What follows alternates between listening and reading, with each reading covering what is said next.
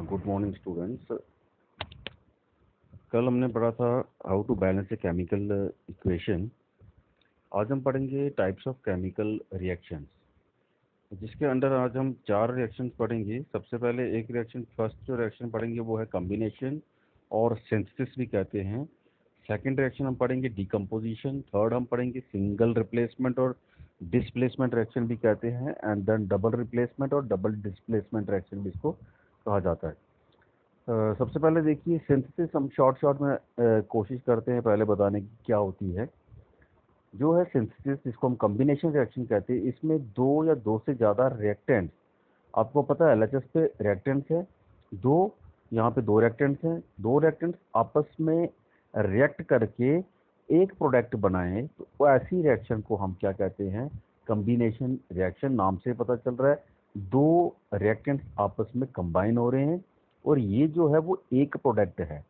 तो एक प्रोडक्ट बनाने वाली रिएक्शन को हम क्या कहते हैं? Combination reaction. इसी तरीके से डीकम्पोजिशन रिएक्शन जो है वो किस तरीके की होगी? जिसमें एक ऐसा रिएक्टेंट होगा जो ब्रेक होगा, डिकम्पोज होगा, और डिकम्पोज होने पे दो या दो से ज़्यादा जो है प्रोडक्ट्स बनाएगा। ऐसी रिएक्शन, ये कॉम्बिनेशन की बिल्कुल अपोजिट रिएक्शन होती है, इसको हम कहते हैं डीकम्पोजिशन रिएक्शन। थर्ड रिएक्शन जो है वो है डिस्प्लेसमेंट रिएक्शन। डिस्प्लेसमेंट रिएक्शन में क्या होता है?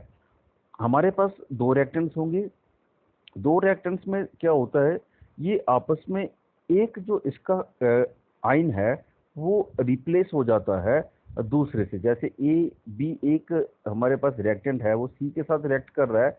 अब सी ने क्या किया? बी को रिप्लेस कर दिया। तो ये हम अभी आगे नेक्स्ट एग्जांपल के साथ पढ़ेंगे। डबल डिस्प्लेसमेंट में क्या होता है? हमारे पास दो साल्ट हैं, दो कंपाउंड हैं या दो रिएक्टेंट्स हैं। इसमें जो ए बी लिखा हुआ है, आपने ये ध्यान रखना, जो पहले वाली जो चीज हो या जो कोई सिंबल हो या एटम हो, वो जो होता है वो मेटल का होता है और दूसरा वाला जो होता है वो नॉन मेटल का होता है। मतलब पहले वाला जो होता है वो कैटाइन होता है, दूसरे वाला एनाइन होता है। तो यहाँ पे एनाइन की रिप्लेसमेंट होगी, ए की बी की जगह अब हमारे पास डी आ जाएगा और डी की जगह हमारे पास जो है वो, हाँ ओके, तो इसको हम कहते हैं, वेट ए मिनट, ये शॉर्ट है डबल डिस्प्लेसमेंट पर। तो ये 4 टाइप ऑफ रिएक्शन आज हम डिटेल में पढ़ेंगे। सबसे पहले let's begin with the combination reaction. Combination reaction में डिटेल में बता रहा है कि two or more substances react to form one product. ऐसी रिएक्शन जिसमें दो या दो से ज़्यादा सब्सटेंसेस रिएक्ट करते हैं और बनाते क्या है? एक product. Combination reactions are more reactants than products. अब इस केस की रिएक्शंस में रिएक्टेंट ज़्यादा होंगे, प्रोडक्ट कम होंगे। Let us look at the example of magnesium and when magnesium burns in presence of oxygen, magnesium oxide is formed. तो ये वो रिएक्शन है, यहाँ पे magnesium combined with oxygen to form magnesium oxide. दो रिएक्टेंट्स है, एक प्रोडक्ट बन रहा है। Note that the structure of reactants has changed. हमने यहाँ पे देखना है रिएक्टेंट का स्ट्रक्चर चेंज हो रहा है। Mg प्लस था O2, अभी ये लेकिन हो गया चेंज, अब MgO बन गया। इसी तरीके से ये वाली रिएक्शन है H2 और O2। ये H2O2 ये क्या है? हाइड्रोजन और ऑक्सीजन मिलते हैं तो हमारे पास वाटर बन रहा है। अब दो रिएक्टेंट्स हैं, प्रोडक्ट बन रहा है, वाटर बैलेंस करने किया हुआ इसको। C6H12 है हमारे पास, ब्रोमीन के साथ रिएक्ट कर रहा है, तो ये है अब C6H12 Br2 बना रहा है। अब दो रिएक्टेंट्स हैं हमारे पास, एक प्रोडक्ट जो है ये साइक्लोहेक्सेन है और रिएक्ट करने के बाद हमारे पास ब्रोमो साइक्लोहेक्सेन बना रहा है। इसी तरीके से मैग्नीशियम ऑक्साइड है, कार्बन डाइऑक्साइड के साथ रिएक्ट कर रहा है, तो मैग्नीशियम कार्बोनेट बना रहा है।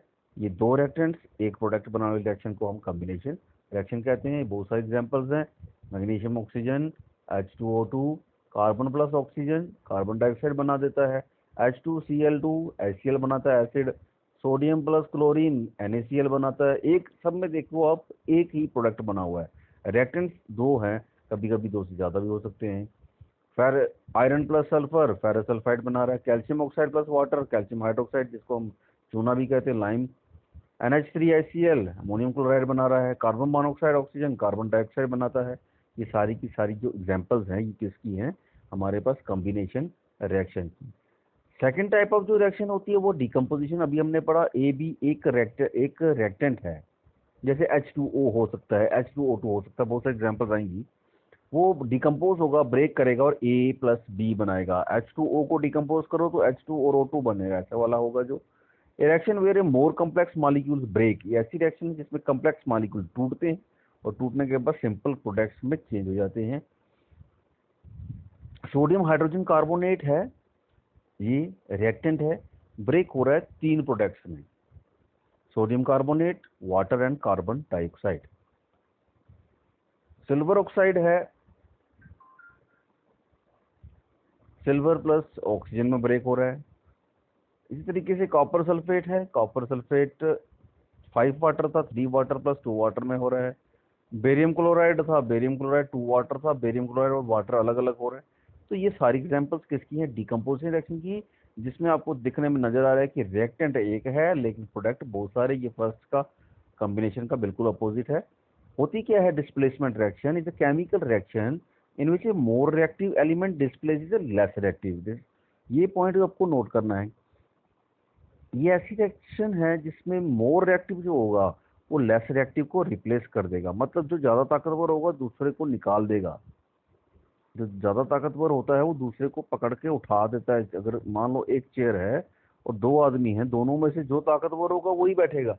तो इसी तरीके से यहाँ पे वो ये जो रिएक्टेंट ज्यादा रिएक्टिव है वो डिस्प्लेस करता है लेस रिएक्टिव को from its compound. Both metals and non metals take part in displacement reaction.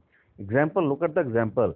Reaction of iron with copper sulphate. ये आयरन नेल हमने कॉपर सल्फेट सोल्यूशन में डाला हुआ है। कॉपर सल्फेट एक साल्ट है जिसका सोल्यूशन जो ब्लू कलर का होता है। जब उसमें आयरन डालेंगे, आयरन डालने से क्या होता है, हमारे पास ये आयरन कॉपर को रिप्लेस कर देता है। आयरन क्या करता है? कॉपर को निकाल देता है।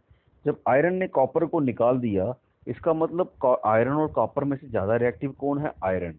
आयरन ज्यादा रिएक्टिव, उसने कॉपर को निकाल दिया और सल्फेट के साथ जुड़ गया तो बना गया फेरस सल्फेट। हमें कैसे पता चलेगा फेरस सल्फेट बन गया? Blue colour of the copper sulphate धीरे धीरे ब्राउन होना शुरू हो जाएगा, या उसका जो ब्लूइश कलर है वो धीरे धीरे जो है वो लाइट पड़ना शुरू हो जाएगा, ब्लू कलर खत्म होना शुरू हो जाएगा। तो ऐसी रिएक्शन को हम क्या कहते हैं? डिस्प्लेसमेंट। नाम से पता चल रहा है डिस्प्लेस मतलब उसकी जगह को चेंज कर रहा है। कॉपर सल्फेट में से कॉपर को डिस्प्लेस कर दिया, दूसरी जगह ले गया। ऐसी रिएक्शन को डिस्प्लेसमेंट रिएक्शन कहते हैं। बहुत सारी एग्जांपल्स हैं यहाँ पे कॉपर सल्फेट और आयरन वाली, जिसमें आपने देखा आयरन ज्यादा रिएक्टिव था तो फेरस सल्फेट बना दिया। सिल्वर नाइट्रेट और कॉपर, इन दोनों में से जो रिएक्टिव होगा सिल्वर और कॉपर में से उसने जो ना कॉपर नाइट्रेट और सिल्वर। फेरस सल्फेट और जिंक, जिंक ज्यादा रिएक्टिव है तो जिंक सल्फेट बना दिया। कॉपर सल्फेट और लेड, लेड ज्यादा रिएक्टिव तो लेड सल्फेट बन गया। Zinc sulphate and aluminium, aluminium ज्यादा रिएक्टिव है जिंक से, एल्यूमिनियम सल्फेट बन गया। लेड सल्फेट एंड आयरन तो लेड फेरस सल्फेट बन गया। इसी तरीके से सोडियम नाइट्रेट और पोटाशियम तो पोटाशियम नाइट्रेट बन गया। कॉपर सल्फेट और जिंक में से जिंक सल्फेट। मतलब आप देख रहे हो ये एक मेटल है, ये सारे मेटल्स हैं, ये क्या करते हैं? दूसरे मेटल को रिप्लेस कर रहे हैं। बाकी कुछ नहीं हो रहा रिएक्शन में। ऐसी रिएक्शंस आपको देखने को मिलेंगी जिसमें एक मेटल दूसरे मेटल को रिप्लेस कर देता है। वो टाइप ऑफ रिएक्शन भी हमारे पास होती है, डिस्प्लेसमेंट रिएक्शन को कहते हैं। कॉपर सल्फेट और मैग्नीशियम है तो मैग्नीशियम सल्फेट और कॉपर अलग बन गया। क्यूप्रस क्लोराइड और लेड है तो लेड क्लोराइड और कॉपर बन रहा है। तो ये एग्जांपल्स हैं कुछ डिस्प्लेसमेंट रिएक्शंस की। अब व्हाट इज डबल डिस्प्लेसमेंट? इसी तरीके से पहले तो डिस्प्लेसमेंट, अभी डबल डिस्प्लेसमेंट क्या होता है? डिस्प्लेसमेंट में हमने देखा कि एक मेटल होता है दूसरे मेटल को रिप्लेस कर रहा है, लेकिन डबल डिस्प्लेसमेंट में दोनों मेटल एक दूसरे को रिप्लेस कर देंगे। The reaction in which elements are exchange, इसमें अगर एक दूसरे को रिप्लेस कर रहे हैं इसका मतलब एक्सचेंज कर रहे हैं। वो क्या कर रहे हैं? एक्सचेंज कर रहे हैं एक दूसरे से। जैसे हम क्लास में क्या करते हैं, कभी कभी अच्छा पेन लगता है एक दूसरे का तो हम कहते हैं तू मेरा पेन ले ले, अपना पेन मुझको दे दे, उसको कहते हैं एक्सचेंज। एक दे के कुछ ले रहे हैं। तो between two compounds are known as double displacement. जैसे सोडियम सल्फेट है और बेरियम क्लोराइड है, यहाँ पे सोडियम क्लोराइड बन जाएगा क्योंकि सोडियम ने क्या किया? क्लोराइड छीन लिया या एक्सचेंज कर लिया, और बेरियम ने क्या किया? सल्फेट के साथ एक्सचेंज कर लिया। मतलब ये मेटल है, बेरियम भी मेटल है, सोडियम भी मेटल है। सल्फेट और क्लोराइड इनके पास जो है ये एक्सचेंज, ये आयन जो है, ये एनाइन जो है, इसको एक्सचेंज कर सकता है। इसमें एनाइनिक एक्सचेंज होता है, ये एनाइन चेंज कर लेंगे अपने एक दूसरे के साथ। तो barium sulphate and then sodium chloride, तो ये एक डबल डिस्प्लेसमेंट की शॉर्ट, बहुत सारी एग्जांपल्स और भी होंगी। डबल डिस्प्लेसमेंट और replacement reactions also refer to as metathesis reaction, को दूसरा नाम ये है। Two compound exchange ions to produce new compounds, ये दो कंपाउंड्स आयंस एक्सचेंज करते हैं और नया कंपाउंड बनाते हैं, दोनों नए कंपाउंड बनाएंगे। It is easy to simply remember that cation exchange anions, मतलब क्या होगा, कैटायन जो होते हैं जो पहले लिखे जाते हैं, जैसे ये है, जैसे अभी हमने देखा सोडियम Na2SO4 में से Na जो है वो कैटायन है, BaCl2 में से Ba क्या है, वो कैटायन है। तो कैटायन क्या करते हैं, आयन को एक्सचेंज करेंगे। जैसे Ab में से B निकलेगा और D आएगा, Ad बन गया। Cd में से D निकलेगा और क्या आएगा, B आएगा, तो Cb बन गया। इन्होंने क्या एक्सचेंज किया, इन्होंने अपने एनाइंस, एनाइंस नेगेटिव चार्ज वाले आयंस जिसको हम एनाइन कहते हैं, वो एक्सचेंज किए। जैसे इसमें बहुत सारे reaction, many reactions including precipitation and neutralisation use the double displacement mechanism. जब कभी भी आपको ये चीज भी ध्यान में रखनी है कि बहुत सारी रिएक्शंस ऐसे होती हैं जिनको हम प्रेसिपिटेशन रिएक्शन कहते हैं, और या फिर जिनको न्यूट्रलाइजेशन रिएक्शन कहते हैं, वो सब के सब डबल डिस्प्लेसमेंट रिएक्शन होती है। प्रेसिपिटेशन रिएक्शन का मतलब क्या है कि हम रिएक्शन करेंगे, रिएक्शन करने पे हमारे पास कोई सॉलिड सी चीज बन जाएगी जो उस लिक्विड में डिसॉल्व नहीं होगी। जैसे पनीर फटता है तो पनीर वापस उस पानी में डिसॉल्व नहीं होता, तो उस चीज को हम प्रेसिपिटेशन कहते हैं, प्रेसिपिटेट बन गए। न्यूट्रलाइजेशन रिएक्शन क्या होती है, जिसमें हमारे पास दो साल्ट आपस में रिएक्ट करते हैं और एक उसमें से एसिडिक होगा एक बेसिक होगा, रिएक्ट करने के बाद या एसिड और बेस रिएक्ट करेंगे हमारे पास साल्ट बन जाता है, तो उसको रिएक्शन को हम न्यूट्रलाइजेशन कहते हैं। तो सबसे पहले डबल डिस्प्लेसमेंट में देखिए सिल्वर नाइट्रेट और NaCl है।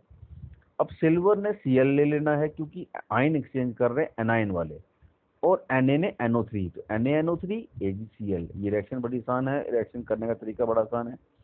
बेरियम क्लोराइड और कॉपर सल्फेट है, इसमें आप एक्सचेंज क्या करना है, Cl2 और SO4 में एक्सचेंज होना है।